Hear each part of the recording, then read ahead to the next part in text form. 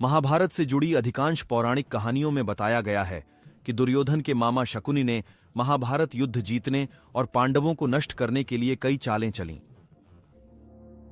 चाहे वह चापर में छल से हराना हो या लक्षखा में जलाकर हत्या करना हो। वह जानता था कि कौरव कभी भी पांडवों से नहीं जीत पाएंगे, इसलिए उसने कौरवों को पांडवों के विरुद्ध लड़ाया और कौरवों की हार के साथ अपना बदला पूरा किया, जिसके लिए हस्तिनापुर के राजाओं ने गांधार राजा और उनके पिता सूप को हराया था। हालांकि धृतराष्ट्र इस बात से अनजान थे कि गांधारी एक बकरी की विधवा थी। जब इसकी बात सामने आई तो धृतराष्ट्र ने सुभाला और शकुनी सहित अपने 100 पुत्रों को कैद कर लिया। उनके साथ बहुत बुरा व्यवहार किया गया। हर दिन केवल एक मुट्ठी चावल दिया जाता था, जिसे सभी एक साथ खाते थे। धीरे धीरे एक एक करके राजा सुबाला के पुत्र भूख के कारण मरते गए। राजा ने निश्चय किया कि वह अपने वंश को समाप्त नहीं होने देगा। यह निर्णय लिया गया कि सभी लोग अपने हिस्से का भोजन त्याग कर सबसे छोटे भाई शकुनी को दे देंगे। समय बीतने के साथ राजा सुबल कमजोर हो गए।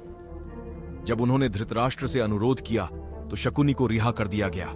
सुबल ने धृतराष्ट्र को वचन दिया था कि शकुनी सदैव कौरवों के साथ रहेगा।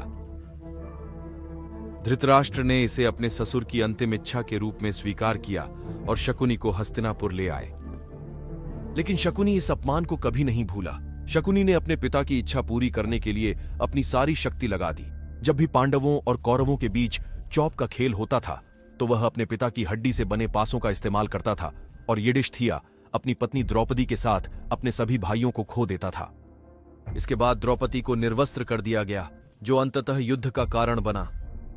कौरवों को विश्वास में लेने के बाद शकुनी ही हर बड़े फैसले का मास्टरमाइंड था, जिसमें 5 गांवों को निर्वस्त्र करना और इनकार करना भी शामिल था। शकुनी कौरवों को पांडवों के साथ युद्ध में धकेलने की हर चाल का मास्टरमाइंड बन गया। इससे द्रौपदी का चीरहरण हो गया। वनवास के बाद लौटे पांडवों को 5 गांव भी न देने के निर्णय में शकुनी बाधक बना।